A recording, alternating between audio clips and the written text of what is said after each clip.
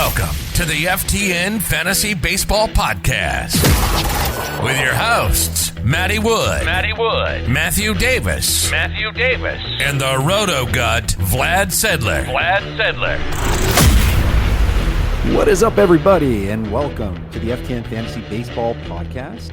We are recording on May 24th, the evening of a Tuesday, getting close to Memorial Day weekend, and my co-host, Matthew Davis, is playing hooky, but for good reason. He is now a resident of the state of Illinois with his family, and he is going to a Chicago White Sox game tonight. So, pretty good reason for him to be missing out. But because of his absence, I get a pleasure to have a phenomenal co-host today. So, this man is the defending fantasy baseball champion of the world, NFBC crusher, basically had the best season you could ever have imagined in fantasy baseball history. And after meeting him in Vegas, I can indeed confirm he is not a robot. In fact, he's a fantastic, phenomenal human. Ladies and gentlemen, Phil Dussault. What's going on, Phil? I'm good. How are you, Vlad? I'm good. Thank you for coming on short notice, and I think Maddie owes you one or a few, perhaps. Thanks for having me. I know we've tried this a couple of times. We tried to in the off season. I was supposed to come on, and then things didn't work out. But glad to finally be able to be here and talk some baseball with you, especially after getting to meet you in Vegas. Yeah. Feels like we know each other now. Exactly. That was fun, and we had a very nice special brunch on one of those days in Vegas that actually Matty Davis arranged, and then he had himself quite the evening the night before, so he could not make it.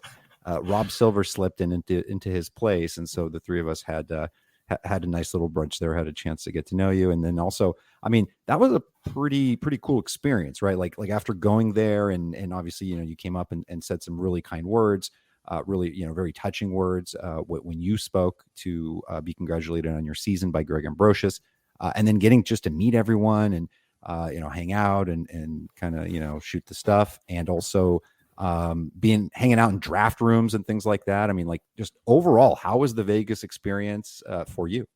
I loved it. I have to find a way to go back next year. It was funny. I've said this before, but when I booked the trip, I was expecting like 4 days away from the kids, getting to rest a little bit and do a little drafting. But I just ended up going to bed way later than I thought every night, waking up early, prepping for drafts. And the drafts were sort of a side thing to the weekend. In the end, I was more interested by the dinners, by the lunches, by the brunches we all had together. It just makes the whole experience so much better. And it's what it's about. Whether it's about going to Vegas, and it's the best part of it, even more so than just drafting. It seems like the end of the drafts, I just wanted it to end so we can go talk about the drafts and go eat and talk baseball. Yeah, we had fun. We actually ended up in the same main event. This was one where we all you and I loaded up on some Blue Jays. I believe you had the 4th overall pick. You took Bo Bichette and then Teoscar Hernandez in the second round. I started with Vladimir Guerrero in the first round. So we've got some Blue Jays. We'll talk about them a little bit later, but I wanted to put you on the spot. Is there anyone that from Twitter that you're like, I don't know about this guy, and then you met them in person, you're like, oh, this guy's awesome? There's no one. There's a lot of people that I hadn't talked to, that I barely knew. But then I met Mike Mager, was a really nice guy. Jason Dupont I talked about a little bit. Just getting to meet those people in person was great. Zach Roto, you like more or less after meeting him in person? About the same. Fair.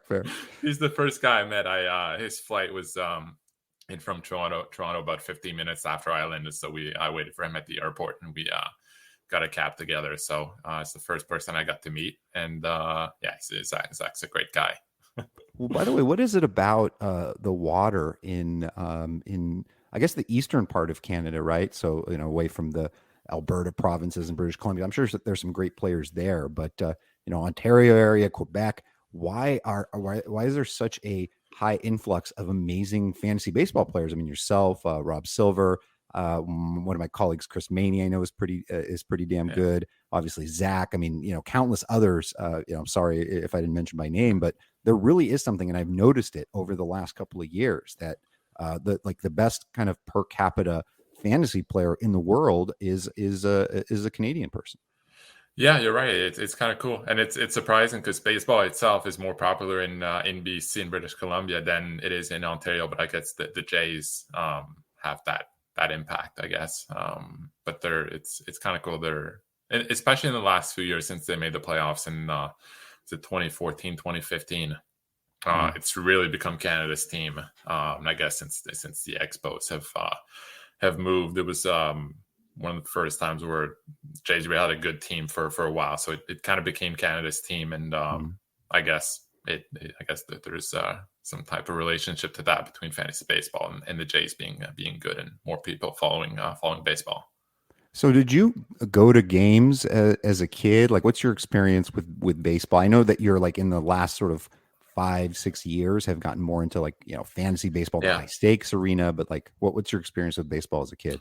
Yeah, as a kid, I guess the Expos moved when I was probably 11 or 12 years old. So as a kid, I played baseball, went to, I don't know, 5 to 10 Expos games, something like that. I was about, I don't know, an hour away from where they played. So went there once in a while. I mean, I played hockey most of my life, so it was my number one sport. But baseball was sort of a side thing where I went to a few games here and there. But once the Expos moved, I basically gave it up.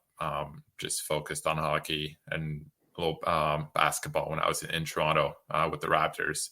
But then I picked baseball back up in, like I said, more seriously about 5 years ago and I guess the fantasy game got me hooked back to baseball. It's such a great game. By the way, you're 2000 Montreal Expos. I remember them well because it was my senior year of college, and it was one of my first years playing fantasy. At the time, it was just like Yahoo leagues. But I remember getting kind of my first like late round gem that I was just really feeling was a guy. I'm sure you remember him, but Jose Vidro. Yeah, I remember. So I mean, in '99, he had only played. Yeah, I mean, played a full season, hit 300, but other than that, really wasn't much else. He blew up in that season 2000, and he was a pretty late round pick. But he hit 330, 24 homers, 97 RBI. Heck of a season for Jose Vidro, and those were some fun teams back then. Yeah, it was. And I know I forgot the year. It might have been in those years, maybe a bit later. But there's one year where they were fighting for a wild card spot. And it's funny because they had that. I think there were a couple of games behind the Phillies, and the Phillies were in Montreal for the weekend.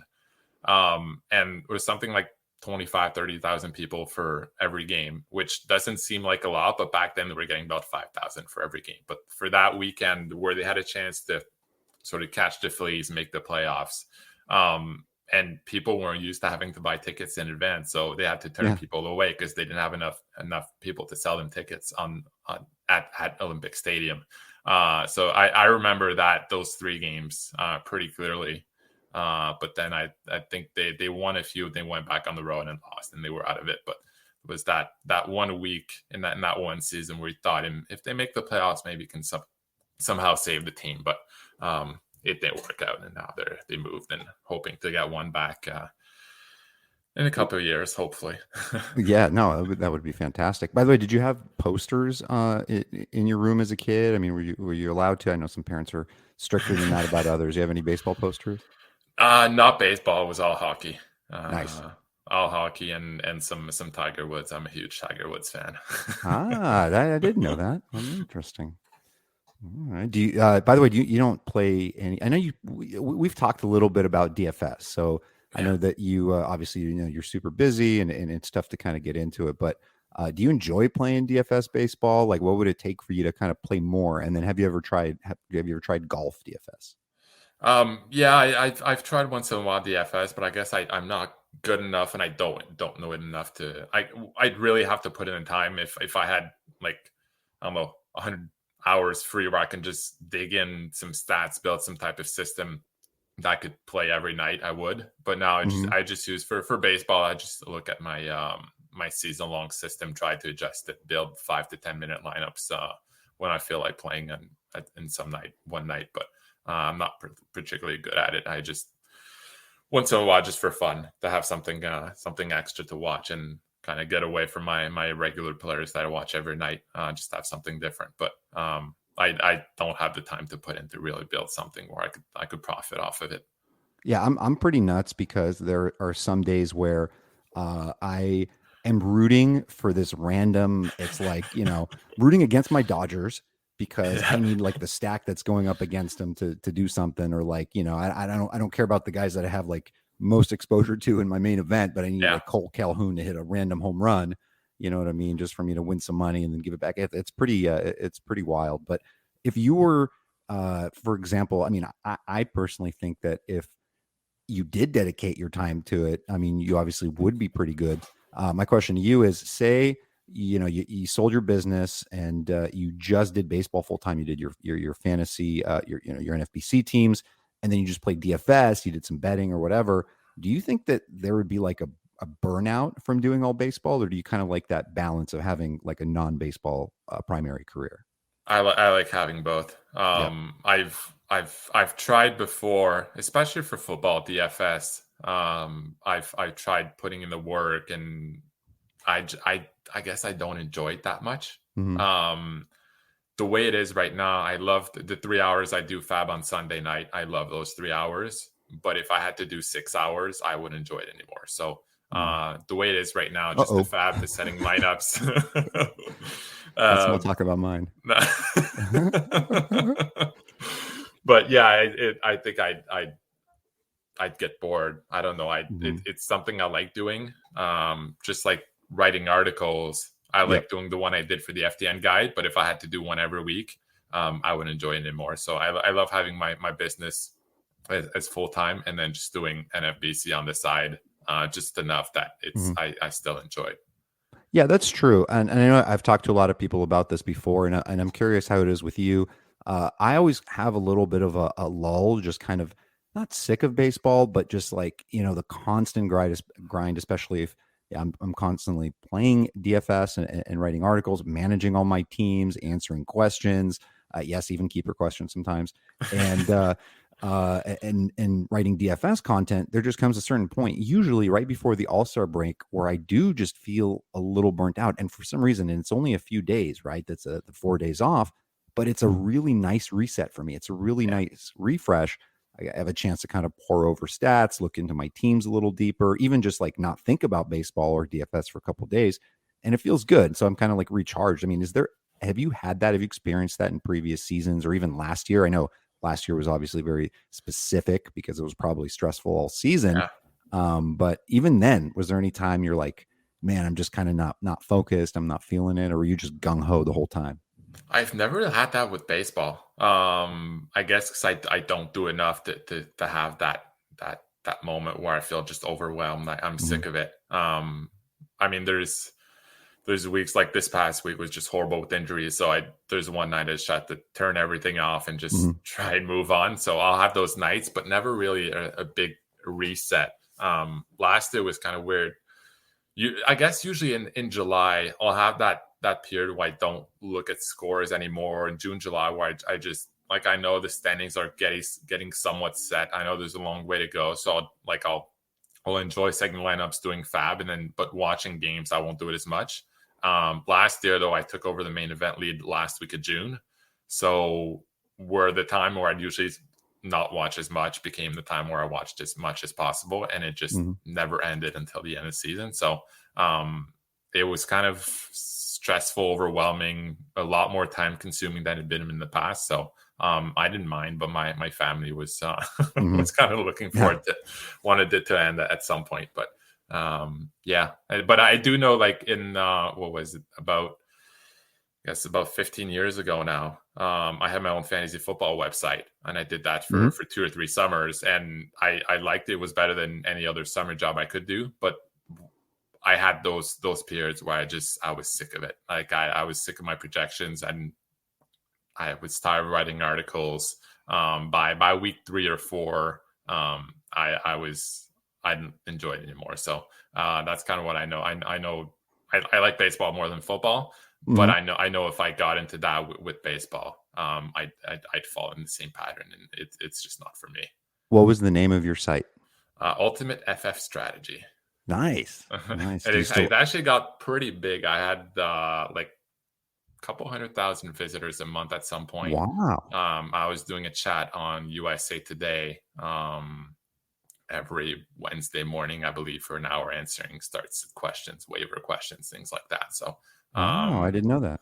And I sold an Excel spreadsheet. I was probably making 5,000 to 10,000 the last summer. So it was kind of nice for college students, just getting that money, and better than getting a minimum wage job at wherever in a random office where I'd get bored. I got to write about fantasy football, and it's actually when I learned so much doing that, just how to build websites, and it's what led to my business afterwards. So it was definitely worth it. It was fun, but I found the right balance now.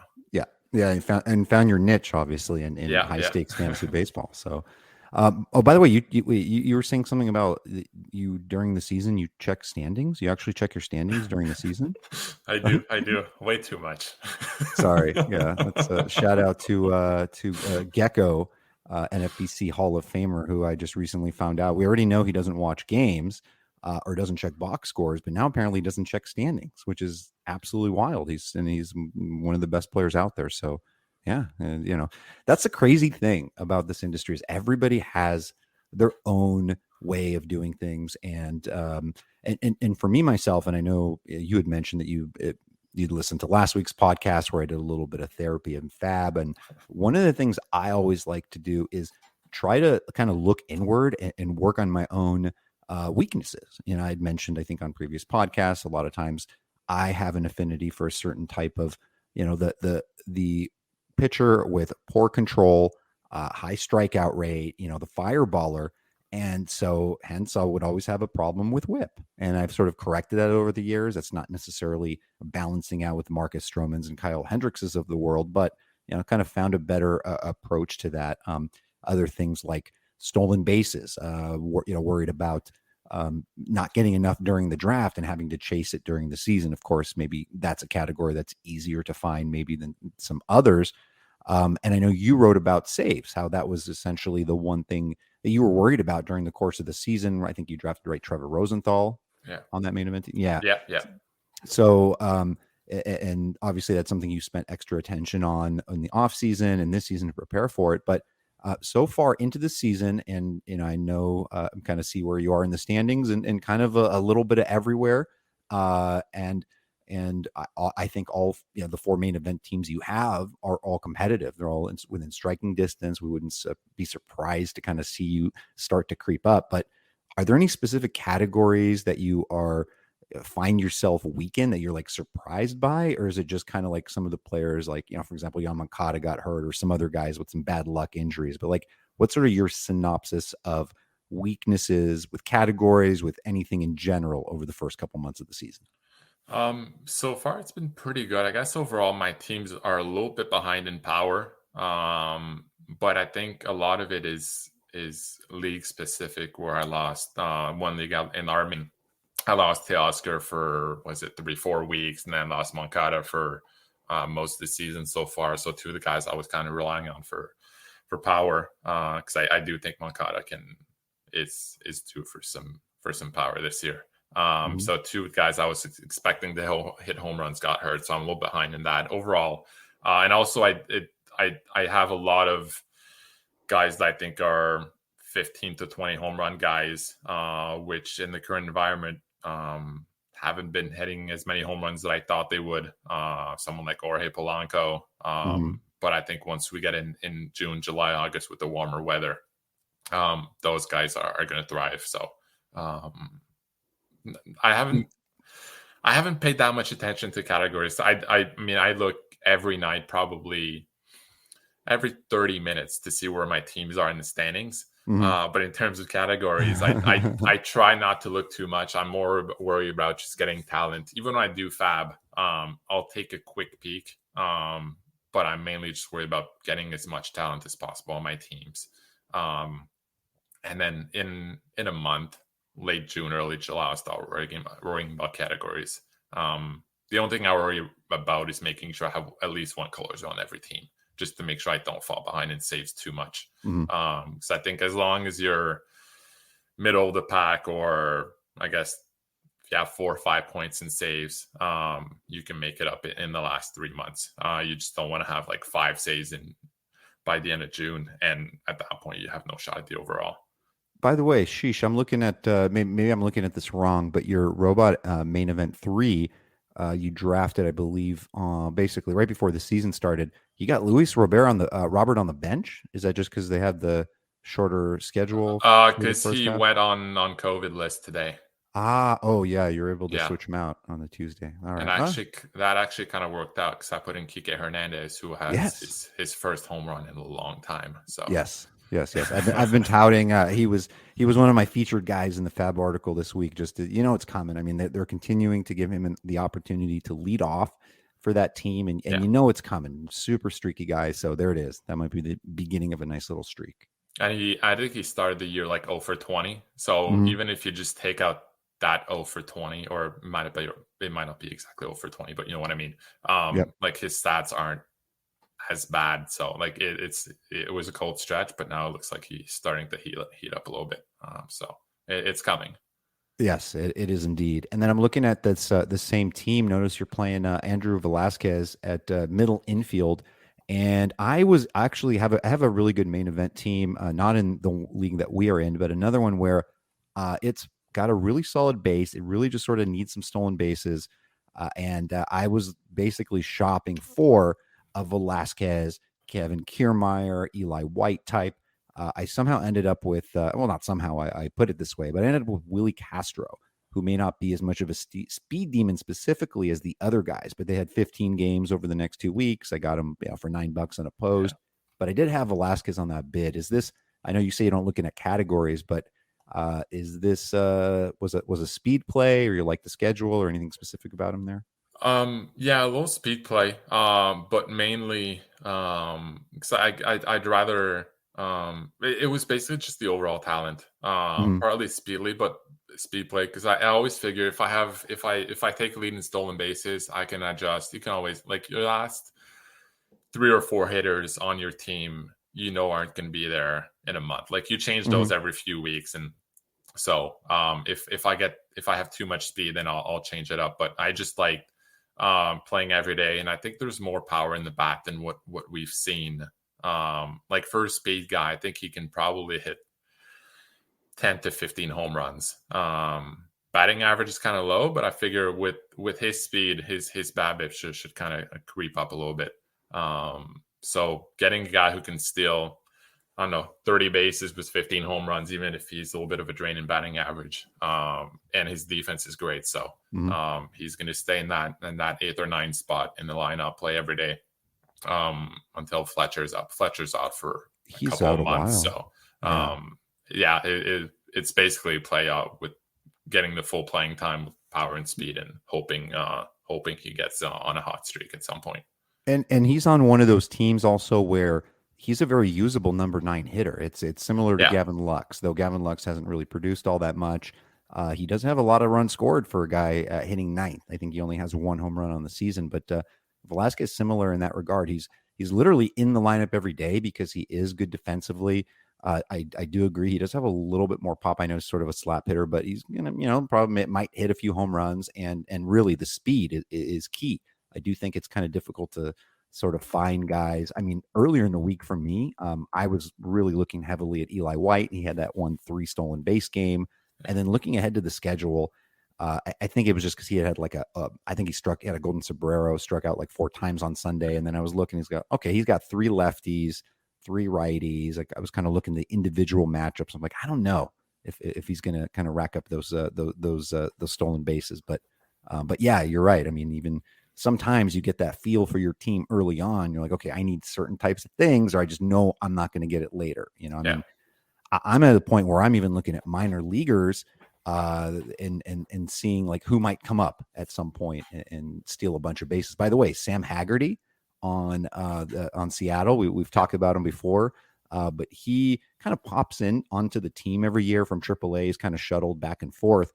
He was among the minor league, the AAA stolen base leaders before getting called up. He may not play a lot, but Basically, my comment in the article was you could just totally see him like, hitting 3 home runs, stealing 4 bases. As soon as people overspend and pick him up, then all of a sudden he does jack squat, and then you end up dropping him. But that's kind of the flow of fantasy baseball anyways, right? Isn't it so much like was there any point in kind of what you do? And I know a lot of things you do are more automated, but where you kind of realize like, I can't be like the common player where I'm like looking at what just happened and letting that affect me, but more looking forward to like what I'm anticipating going to happen, right? Because isn't that really the kind of the key of fantasy sports? Yeah, I think it's sort of the advantage of having set numbers where I don't pay that much attention to hot streaks. And if anything, on Sunday afternoon, I'm hoping the guys that I want to pick up don't do well, because then their prices go up. The only time where I really pay attention to skills are someone like Lane Thomas that I picked up. For him, if he hits well the next week, he's going to earn full playing time. I guess he got a bit more of a leash now with Victor Robles hurt. But there's guys like that, like fringe players. If they hit well, they can actually earn full-time playing time for the next month or 2 months.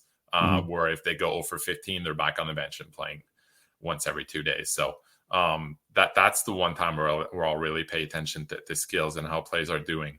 But I'd really try to stick with my numbers. And one thing going back to Velasquez, one of the things that people realize is, and I see what my number is like Velasquez has played the last 16 games at shortstop. There's a big difference between playing 16 straight and playing 13 of 16. Like if like in my sheet, I project plate appearances for like the week and for the rest of the season.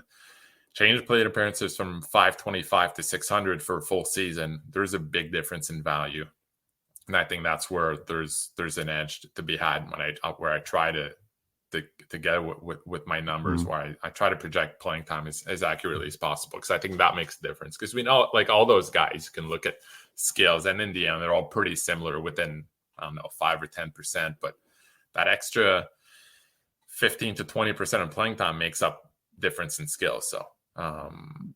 Well, that's actually good in relation to we can just kind of talk about the FAAB free agent bidding process, but in general, does that mean that you are less likely to kind of go after those the teams that platoon a lot, like San Francisco Giants?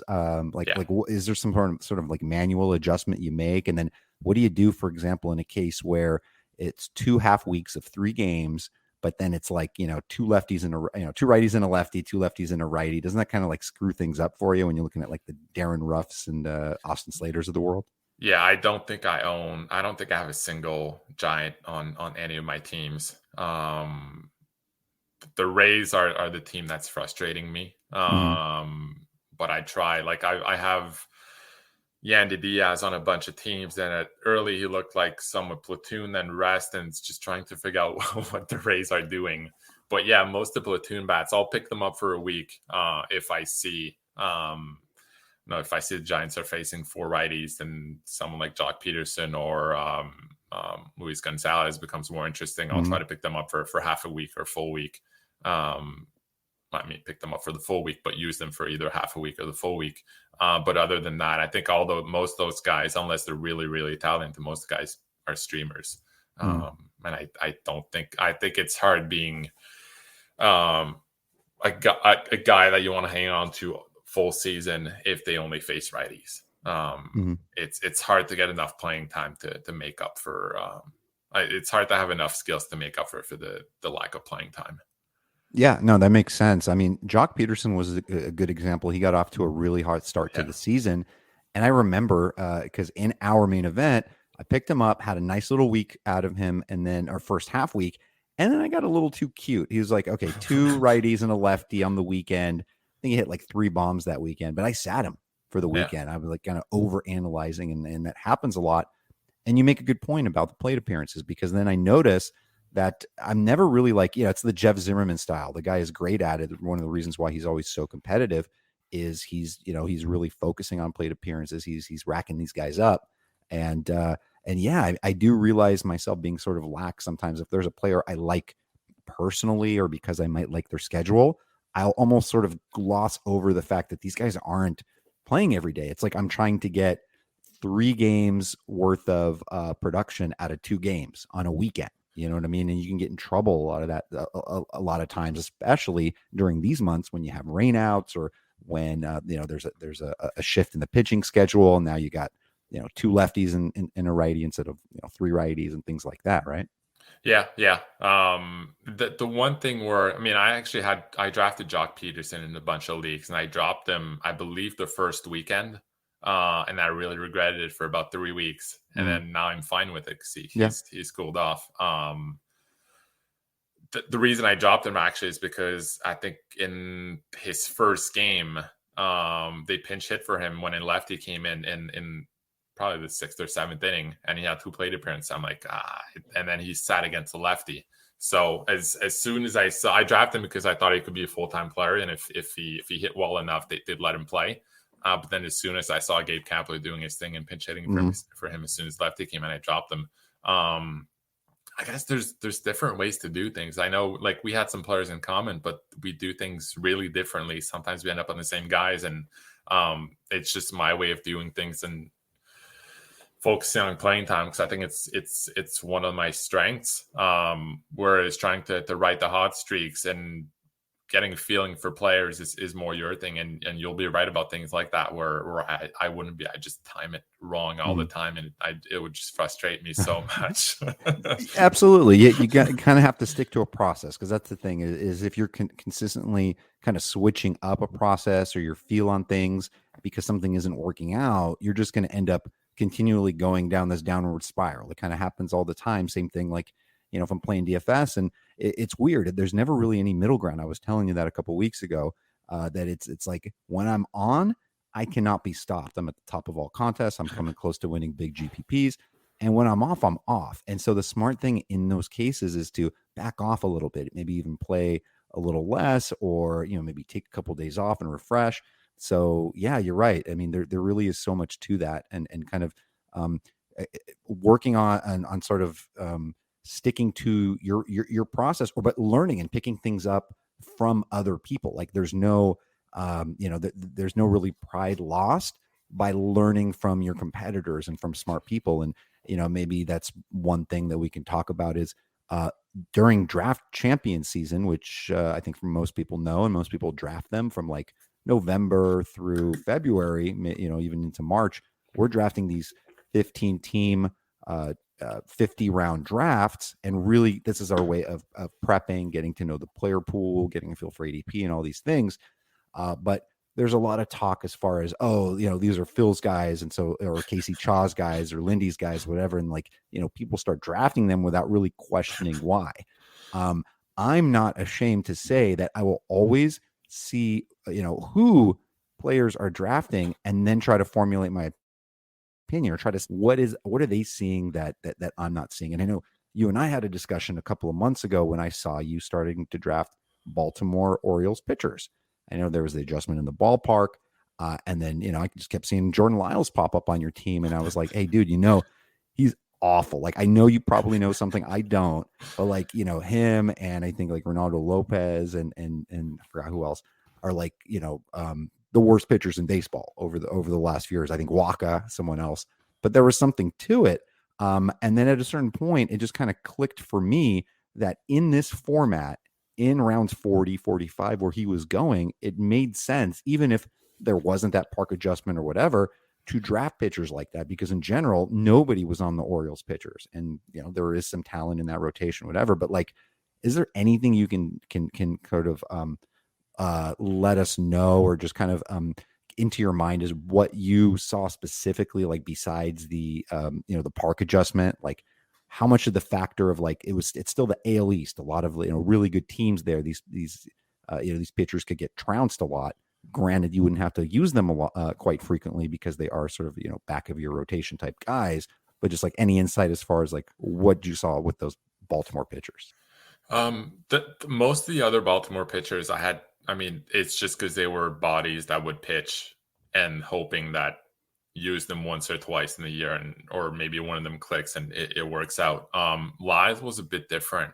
Because I noticed at the end of last year, I think in his last 8 starts, he had about a 4 xFIP and a 4 ERA, and he started using his slider a lot more in those games. So that's one of the things that my formulas picked up on, and that I really liked about him. But then he signed in Baltimore, which was probably the worst landing spot for him, the worst division, the worst team in that division. And yeah, the park adjustment, but that left field is so big that, fewer home runs, but I think there's more hits in that, because in there. So it hurts the whip, helps the ERA. So in the end, I don't think it'll be that big of a difference for pitchers. But yeah, if he'd signed with a team like St. Louis, for example, I would have drafted him in main events, probably around 25, just because I love the skills. Now I have him in all my DC because he was going so late in Baltimore. This week, I think he had the Yankees and the Red Sox in his 2-start week. I'm not using him anywhere. I'll be using him when he's not playing against the AL East teams, and or when he has decent 2-star weeks. But I just wish it could have been better, because he would have been a big target if he signed elsewhere. And he's, I think I saw something last night about him and Cole pitching, what was it, like a combined 240 or something? It was like the first time. I think they both went over 110 pitches, which is like the first time since at least 10 years, I think. It had been a while.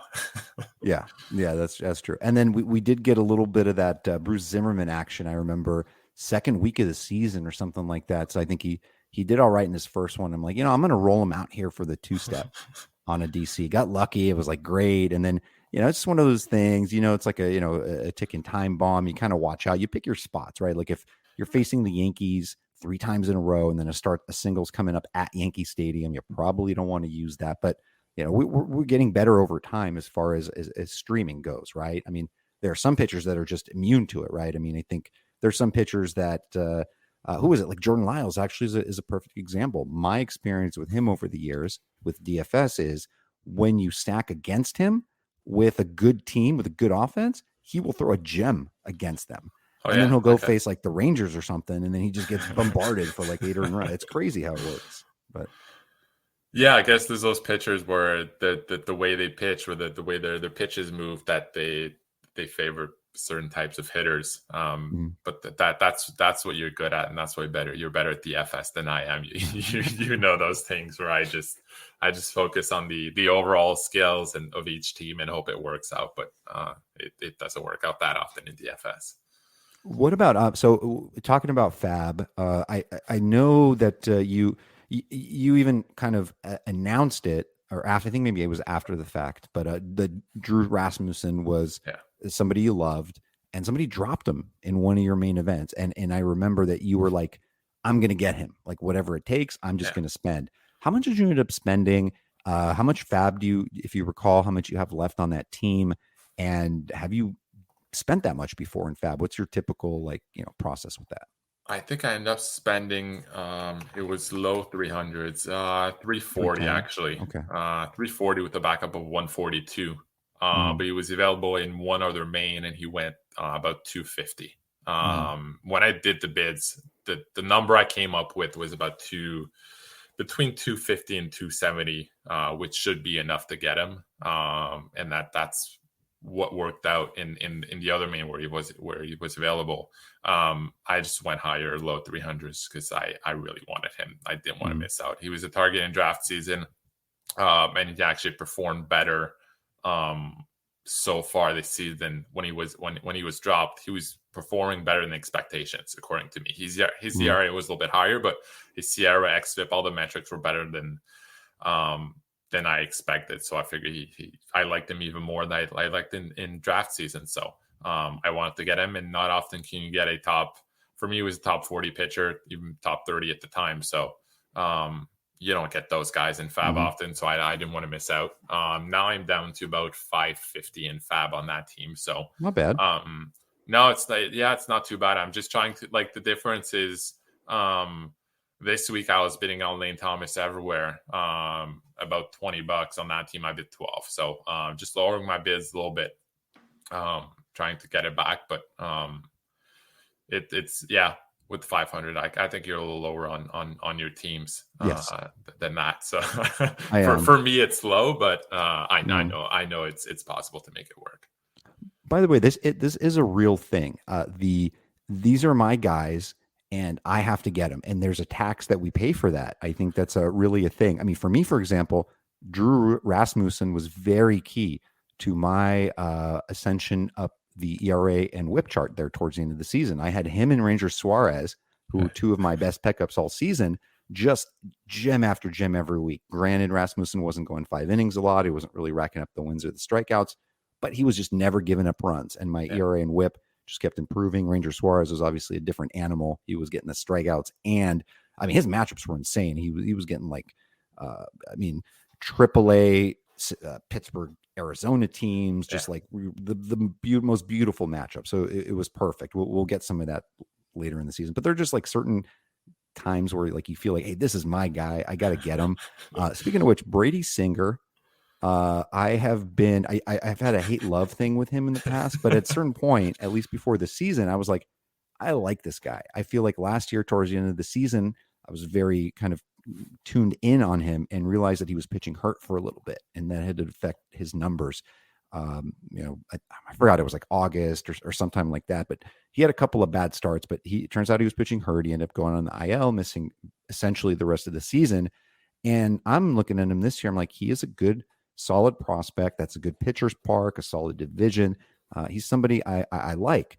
And then I remember you telling me that 2 weeks ago when you went after him, you ended up paying a little bit of a tax because I like Brady Singer. I'm in your league.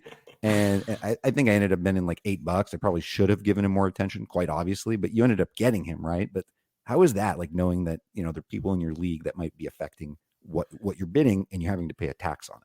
I just remember I guess that comes from the live drafting experience, because I remember between the two of us, I believe it was Matthew Anderson, and I know you took Singer. Then he looked at you, and I'd seen in his previous draft he took Singer around that round. So when you took him, I saw him talk to you and say I wanted to take Singer, and then I wanted to take Singer right after that. So you basically double sniped us on Brady Singer. So then dropped him. Yeah. so I knew there was a lot of interest in him because of that live draft experience. So when he came up in FAAB, that's league wide, right? I bid on him, I think in all my leagues or most of them. But in our league, I put an extra $5 to $10, I think, just to make sure nice. I got him. Ended up being an unopposed bid, but at least I got my guy. Doesn't matter. No. I mean, if you get a guy, if he's healthy, and granted, he's not going to be throwing scoreless 7-inning games with 9 strikeouts every time, and granted, and probably will get hit up a little bit here and there. But if he's healthy, you just kind of look back at that and just smile, right? Like, I got him for 25, and just somebody that's going to be helping me for most of the season, just really kind of strengthening up that pitching depth. Yeah, and I mean, even in like his first 2 years, he was a 4 xFIP kind of guy, in a weak division. So even if you just get that, it's great. But then his new changeup that he worked on in AAA, and that he started using in his first 3 starts, it's looked great. So, and former first round pick, his 3rd year, that's usually when they start to break out. They figure they work on their pitches. They know what works against major league hitters and what doesn't. If I just get the 4 ERA guy in that division, he's going to be a useful guy. But there's always that upside thing where if the changeup clicks, if the first round pedigree shows up, he can be a top 30 pitcher, top 40 rest of the way. So I like those kind of guys where you get the safety and the upside. So real talk for 1 second. Did you even have a this year's Robbie Ray? And if not, were there just a kind of a glove of candidates, like your later rounds 20 to 30 guys that kind of fit that, or was there one guy that really stood out to you? So Rob Silver asked me that question. The name I gave him was Patrick Corbin. Just because, actually, what I said is if I have to pick one, it'll be Patrick Corbin, just because of the guy who was successful 3 or 4 years ago, who no one paid attention to the last few years, and I thought he could bounce back. Obviously, that one's not working out. But in the Robbie Ray range, the guys I was looking at, Nick Pivetta, Andrew Heaney, Jamison Taillon. They're my three favorite guys around pick 250 that I got in most leagues. And so far, skills-wise, they're looking good. I'm just hoping Heaney comes back and it's the same guy we saw in those first two starts. Because drafting starting pitchers in that range that put up top 30 pitcher numbers it's what wins leagues and what wins overall titles, I think. Yes, and it's really it's very gratifying to land on those guys, right? There is something special about landing on a pitcher that you got for nothing, or nobody was really on, or that you were ahead of the curve on, and they just are just you don't have to worry about them. You just leave them in the lineup for essentially every week, and just get paid for it. It's fantastic. There's just something really, right? I mean, isn't there something more special about getting a pitcher, for sure, right? But I'm sure you've had that team before where you have 5 or 6 starting pitchers that you just put in every week. You don't worry about streaming. You don't worry about looking at 2-start pitcher. You don't worry about any of that. You just put in the same 5-6 guys every week, and you might stream one guy. But all the teams where I have success with are those teams where I just put in those same 5-6 guys every week. Don't worry about matchups unless like someone's in cores or something like that. But those are the team that I've had success with. And to have those 5-6 guys, you need to hit on a couple of them in those rounds, 15 to 20 range. And I think that makes a big difference. Absolutely. Real quick on players that when you give up on somebody that is a top 5-6 round guy in your main event, so we're talking like probably like 75, 90 overall. I know in the chat, in the Discord over at FTN, you're mentioning something about you were getting pretty close to dropping Tyler O'Neill, right? Was that the case? Why, I guess? For hitters, it's all about playing time. And in that last week and a half before the injury, or I guess maybe he was hurt already and we didn't know about it, he was playing like 1 every 2 games. So I mean, you can't have a hitter like that as good as he is. So what I was thinking is if he kept that up for another week or two, just playing 2-3 games a week and striking out 2 times, like twice every game, I was probably going to give up at some point. Now the injury might have explained why he wasn't playing as much and why he wasn't performing. So now I'm hanging out there. I'm hoping he comes back in a week or two when he gets a chance to play every day. But yeah, for hitters, it's playing time. For hitters, for pitchers, I'd say we're about Jose Barrios is one guy who I was not thinking about dropping yet, but not using at all, and probably 2-3 weeks away from dropping. Now he had a pretty good game. I think it was yesterday. More strikeouts than he'd had before, and sort of skill stabilizing. So hoping he turns it around and becomes a whole. But if he had like 3 more weeks like he'd been doing so far this year, he probably would have been a drop, or at least someone I'd consider dropping in 2-3 weeks, depending on who's available, obviously. But yeah, that's about it. Playing time for hitters and skills about 2 months for pitchers, I guess. So based on that, are you telling me that Franmil Reyes is hiding an injury and Marcus Semien? I mean, isn't that crazy? Like some of these guys for so long into the season just stink. Like at some point, right? Like does I mean, obviously I don't think you're dropping Marcus. I don't think you drafted him. I didn't either. No. But I mean, what do you think you would be doing with him, and what kind of numbers do you see at him in the end of the year? I know you're probably not like digging into him and looking at things, but like if you're seeing he's near the bottom in StatCast, exit velocity, hard hit, all that stuff, you just assume either where does your mind go? Is it a assumption of he's hiding an injury, something's wrong with him, or he's just cold and he'll figure it out? Like at what point do you what's your thought process with a guy like that?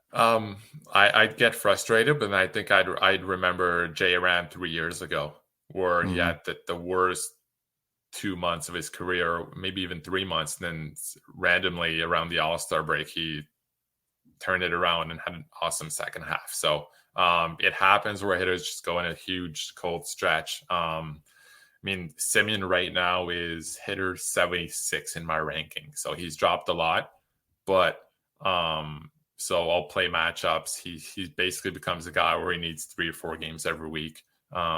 We know the Rangers are going to keep playing him, so I'm not even thinking about dropping him just because he's playing every day. So at one point you figure he's going to turn it around, but he's more in the range of if he's got bad matchups. In April, you wouldn't have sat him. You'd start him all the time. Now in May, you're thinking, well, if he's got bad matchups, then you sit him, but you're not dropping him. I think he's going to figure out at some point. I think he's still got, I don't know, he can hit 15 home runs, 15 to 20 home runs rest of the way, still 7 to 10 bases probably. So it's just a question of time again. Once he gets going, then you go back to using him every week. Yeah, I mean, I wouldn't be at all shocked. I actually would be shocked if he hit under 20 home runs. I know he's at none, right? Yeah, I think so. Yeah. Yeah, I don't really play him. I actually played him tonight in Defense. I know that game hasn't started. They're facing Noah Syndergaard, but I'm in the lineup because I think that he hits his first home run of the season. So we'll see if that comes to fruition. That's a bold take. Yeah, it's very bold. It's got to come eventually, right? I'm not going to play him every day till it happens, but tonight, just throwing it out there. Maybe it'll be off of like Jaime Barria or something if he comes in the game. If Syndergaard's out early, if he's even up with the team. The Blue Jays. What are your thoughts? You're obviously very familiar with them. You're invested. You want to see these guys kind of figure it out. But isn't struggling and heating up, isn't it? It's sort of addictive, right? Like within a team in a lineup, right? Because all these offenses, they go through their ebbs and flows. Like no matter how awful the Detroit Tigers are right now, there will come a time when Javier Baez and Jonathan Scope and Candelario, they're all just kind of hitting well, and they'll go through their stretch of a couple of weeks. Who knows if that's this week, next week, or in a couple of months, but they'll kind of go through that cycle. We expect the Blue Jays offense to kind of go on a longer cycle of a hot streak, right? Like we assume it'll get going soon, but there's something contagious. Like nobody's really hitting on that team. We know Guerrero, kind of stunk. He stunk since kind of, what was it? A hand injury or something. Yeah. So at what point do you start worrying about these guys? Do you at all? Or you're like, okay, at some point they're just going to all just start clicking middle of June, end of June, and just do the thing they always do. Yeah. I think the Red Sox are a great example of that. They need Vlad, or probably Vlad, just to have a game like Story had, or it can be like a come from behind win where they're down 8-4. They score 6 runs with a couple home runs, a grand slam in there. And it, like at one point, it's just going to turn around. Like that Story going nuts that weekend has basically turned their whole offense around. Now Kike's hitting today, who'd been in a cold streak for a long time. So, yeah, I think for whatever reason, it seems to be contagious where they just need a big game from a leader. They put up 8 to 10 runs in that one game, maybe a comeback, maybe something against the Yankees or the Red Sox where there's momentum swing somewhere in there. But I think it just need that one game where things turn around. As weird as it sounds, it often seems to work out that way. And I think that's why you just keep playing those guys, and at some point they'll get going, and then the team's going to turn it around. Exactly. And for the most part, I think looking at it, Bo Bichette hitting 235, but still having a couple of a few good games a week. Teoscar struggling right now. We know when he's healthy, if the obliques fully healed, it may not be now. He'll be fine. These guys will be absolutely fine. So any opportunity to get in on those, nobody's dropping these type of guys, but just know that those guys will be okay at some point. Wanted to wind things down here with a quick game of a rapid fire, just a rest of the season, who you would pick if you had to basically redraft now and have these guys for the rest of the season. I'm going to start with some hitters, and you don't have to go into too much detail, but just a quick thought on it. Start with a couple of pairs of catchers. The struggling Alejandro Kirk versus the similarly struggling Keibert Ruiz. I'd go Keibert. I think Kirk has been playing, but I think the Jays prefer Jansen behind the plate, and I think at some point they might make a trade like they did last day. They brought in Dickerson, and Kirk will get fewer chances at DH. I'm with you there. I do like both. I do slightly like Ruiz, and he was a little bit of a higher ADP during the season. Rookie first round overall pick Adley Rutschman of the Baltimore Orioles, or Cincinnati's rather solid Tyler Stevenson. Tyler Stevenson. I don't think there's another catcher other than Sal Perez and maybe Contreras when they're healthy, who's playing I think he's played 14 of the last 15, and the one game he missed was because he had a bit of an injury. So if you can get a catcher playing every single day like that, you can't make up for that. And a really, really good contact hitter as well. Yeah. A couple of guys, both intriguing because they're part of your exposure, your profile. Christian Yelich or Ketel Marte? Yelich has taken over Marte in my rankings. I had Ketel Marte a lot higher, but now he's moved down in the order a little bit, had a tough start. He's turning things around, but there doesn't seem to be as much power as I was hoping there'd be this year. So Yelich seems to be not fully back, but he's getting there. And if we're at the All-Star break and Marte gets traded to a contender, does that change things for you? It depends. If he's hitting ninth, then I won't like it. But if he's hitting second on the Yankees or something like that, then yeah, it becomes it might change things. Max Muncy or Marcus Semien? Neither. Semien, Okay, I guess. Fair. Yeah, get some stolen bases there, and you don't get points for walk rate. So yeah, I guess the one concern with Muncy is he's had a tough start, and there's the injury which might explain some of it. So I'd go with Semien, which, as far as we know, is just struggling and could be like a Jay Around thing a few years ago. And I feel better about Semien turning things around. Garrett Cole or Corbin Burns? Burns. I was early in draft season in November, December. I was saying all in on Cole,